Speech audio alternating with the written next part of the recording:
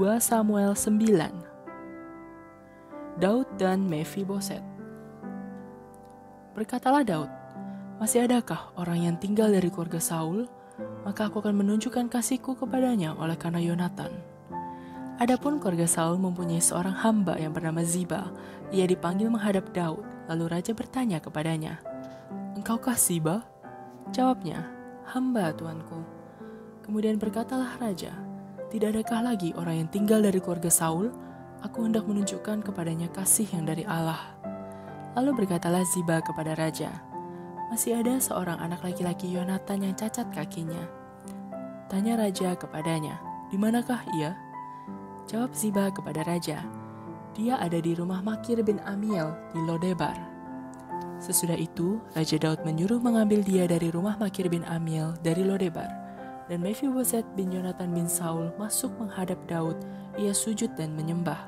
Kata Daud, "Mephiboset." Jawabnya, "Inilah hamba tuanku." Kemudian berkatalah Daud kepadanya, "Janganlah takut, sebab aku pasti akan menunjukkan kasihku kepadamu oleh karena Yonatan ayahmu.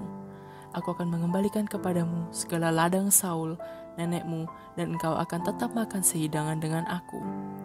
Lalu sujudlah Mephiboset dan berkata, "Apakah hambamu ini sehingga engkau menghiraukan anjing mati seperti aku?"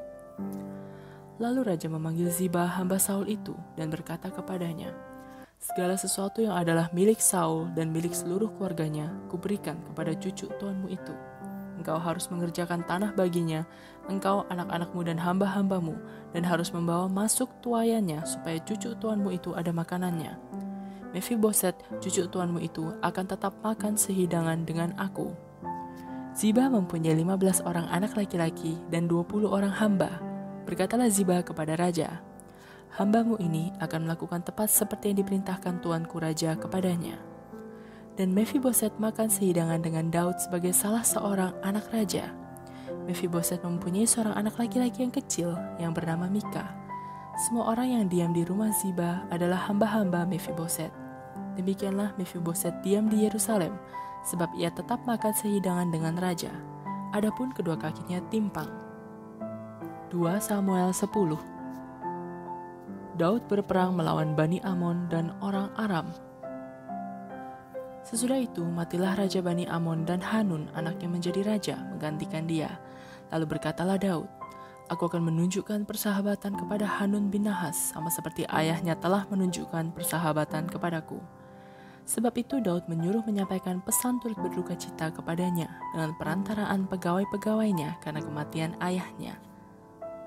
Tetapi ketika pegawai-pegawai Daud sampai ke negeri Bani Amon itu, berkatalah pemuka-pemuka Bani Amon itu kepada Hanun tuan mereka, "Apakah menurut anggapanmu Daud hendak menghormati ayahmu karena ia telah mengutus kepadamu orang-orang yang menyampaikan pesan turut berduka cita? Bukankah dengan maksud untuk menyelidik kota ini, untuk mengintainya dan menghancurkannya, maka Daud mengutus pegawai-pegawainya itu kepadamu?" Lalu Hanun menyuruh menangkap pegawai-pegawai Daud itu. Disuruhnya mencukur setengah dari janggut mereka dan memotong pakaian mereka pada bagian tengah sampai pantat mereka. Kemudian dilepasnya mereka. Hal ini diberitahukan kepada Daud, lalu disuruhnya orang menemui mereka, sebab orang-orang itu sangat dipermalukan.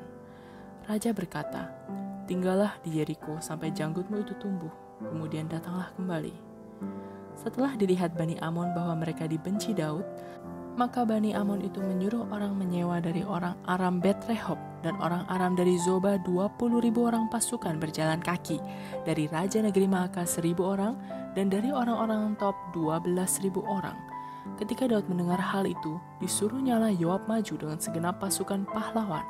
Lalu Bani Amon maju, diaturnya barisan perangnya di depan pintu gerbang, sedang orang Aram dari Zoba dan dari Rehob dan orang-orang top dan Maaka ada tersendiri di padang. Ketika Yoab melihat bahwa serangan itu mengancam dia dari depan dan dari belakang, maka dipilihnyalah sebagian dari orang pilihan Israel, lalu ia mengatur barisan mereka berhadapan dengan orang Aram itu. Selebihnya dari rakyat itu ditempatkannya di bawah pimpinan Abisai adiknya yang mengatur barisan mereka berhadapan dengan Bani Amon itu. Lalu berkatalah Yoab, "Jika orang Aram itu lebih kuat daripadaku, maka haruslah engkau menolong aku. Tetapi jika Bani Amon itu lebih kuat daripadamu, maka aku akan datang menolong engkau." kuatkanlah hatimu dan marilah kita menguatkan hati untuk bangsa kita dan untuk kota-kota Allah kita. Tuhan kiranya melakukan yang baik di matanya." Lalu Yoab dan tentara yang bersama-sama dengan dia maju berperang melawan orang Aram, dan orang-orang itu melarikan diri dari hadapannya.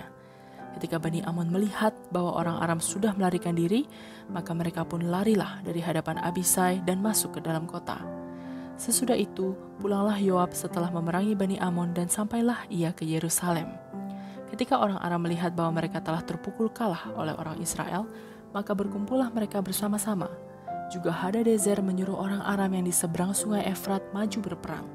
Mereka sampai ke Helam di bawah pimpinan Sobak, panglima tentara Hadadezer. Setelah hal itu diberitahukan kepada Daud, maka dikumpulkannya seluruh orang Israel. Diseberanginya sungai Yordan, lalu sampai ke Helam. Orang Aram mengatur barisannya berhadapan dengan Daud dan bertempur melawan dia. Tetapi orang Aram itu lari dari hadapan orang Israel, dan Daud membunuh dari orang Aram itu 700 ekor kuda kereta dan 40.000 orang pasukan berkuda.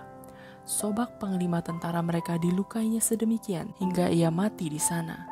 Ketika dilihat semua raja yang takluk kepada Hadadezer bahwa mereka telah terpukul kalah oleh orang Israel, maka mereka mengadakan perdamaian dengan orang Israel dan takluk kepada mereka.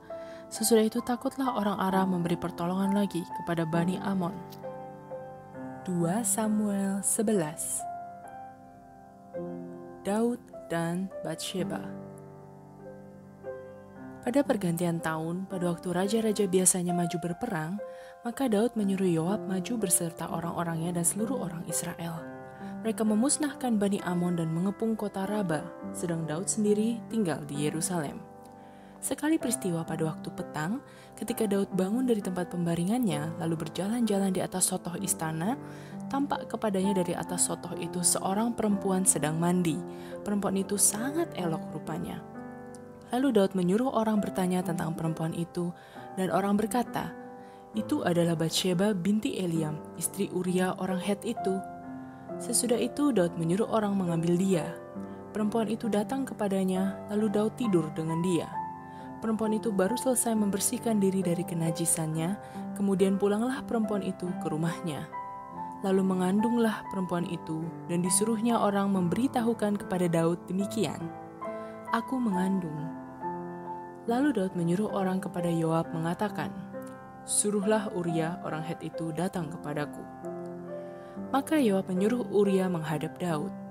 Ketika Uria masuk menghadap dia, bertanyalah Daud tentang keadaan Yoab dan tentara dan keadaan perang. Kemudian berkatalah Daud kepada Uria, "Pergilah ke rumahmu dan basuhlah kakimu." Ketika Uria keluar dari istana, maka orang menyusul dia dengan membawa hadiah raja. Tetapi Uria membaringkan diri di depan pintu istana bersama-sama hamba tuannya dan tidak pergi ke rumahnya. Diberitahukan kepada Daud demikian, Uria tidak pergi ke rumahnya. Lalu berkatalah Daud kepada Uria, "Bukankah engkau baru pulang dari perjalanan? Mengapa engkau tidak pergi ke rumahmu?" Tetapi Uria berkata kepada Daud, "Tabut serta orang Israel dan orang Yehuda diam dalam pondok. Juga tuanku Yoab dan hamba-hamba tuanku sendiri berkemah di padang. Masakan aku pulang ke rumahku untuk makan, minum, dan tidur dengan istriku? Demi hidupmu dan demi nyawamu, aku tak akan melakukan hal itu." Kata Daud kepada Uria, "Tinggallah hari ini di sini, besok aku akan melepas engkau pergi." Jadi Uria tinggal di Yerusalem pada hari itu. Keesokan harinya, Daud memanggil dia untuk makan dan minum dengan dia, dan Daud membuatnya mabuk. Pada waktu malam, keluarlah Uria untuk berbaring tidur di tempat tidurnya bersama-sama hamba-hamba tuannya. Ia tidak pergi ke rumahnya. Paginya Daud menulis surat kepada Yoab dan mengirimkannya dengan perantaraan Uria. Ditulisnya dalam surat itu demikian, "Tempatkanlah Uria di barisan depan dalam pertempuran yang paling hebat. Kemudian kamu mengundurkan diri daripadanya, supaya ia terbunuh mati." Pada waktu Yoab mengepung kota Raba, ia menyuruh Uria pergi ke tempat yang diketahuinya ada lawan yang gagah perkasa. Ketika orang-orang kota itu keluar menyerang dan berperang melawan Yoab, maka gugurlah beberapa orang dari tentara, dari anak buah Daud. Juga Uria orang Het itu mati. Kemudian Yoab menyuruh orang memberitahukan kepada Daud jalannya pertempuran itu. Ia memerintahkan kepada suruhan itu demikian, Jika engkau sudah selesai mengabarkan jalannya pertempuran itu kepada raja, dan jikalau raja menjadi geram dan berkata kepadamu, mengapa kamu demikian dekat ke kota itu untuk berperang? Tidakkah kamu tahu bahwa orang akan memanah dari atas tembok? Siapakah yang menewaskan Abimelek bin Yerubeset? Bukankah seorang perempuan menimpakan batu kilangan kepadanya dari atas tembok sehingga ia mati di Tebes? Mengapa kamu demikian dekat ke tembok itu? Maka haruslah engkau berkata, juga hambamu Uria, orang Het itu sudah mati. Lalu pergilah suruhan itu, dan sesampainya ia memberitahukan kepada Daud segala yang diperintahkan Yoab kepadanya, suruhan itu berkata kepada Daud, orang-orang itu lebih kuat daripada kami dan keluar menyerang kami di padang. Tetapi kami mendesak mereka kembali sampai ke lubang pintu gerbang. Pada waktu itu, pemanah-pemanah menembak kepada hamba-hambamu dari atas tembok, sehingga beberapa dari hamba raja mati. Juga hambamu Uria orang Het itu sudah mati. Kemudian berkatalah Daud kepada suruhan itu, beginilah kau katakan kepada Yoab, janganlah sebal hatimu karena perkara ini, sebab sudah biasa pedang makan orang ini atau orang itu. Sebab itu perhebatlah seranganmu terhadap kota itu, dan runtuhkanlah itu. Demikianlah kau harus kuatkan hatinya. Ketika didengar istri Uria bahwa Uria suaminya sudah mati, maka merataplah ia karena kematian suaminya itu. Setelah lewat waktu berkabung, maka Daud menyuruh membawa perempuan itu ke rumahnya. Perempuan itu menjadi istrinya dan melahirkan seorang anak laki-laki baginya. Tetapi hal yang telah dilakukan Daud itu adalah jahat di mata Tuhan.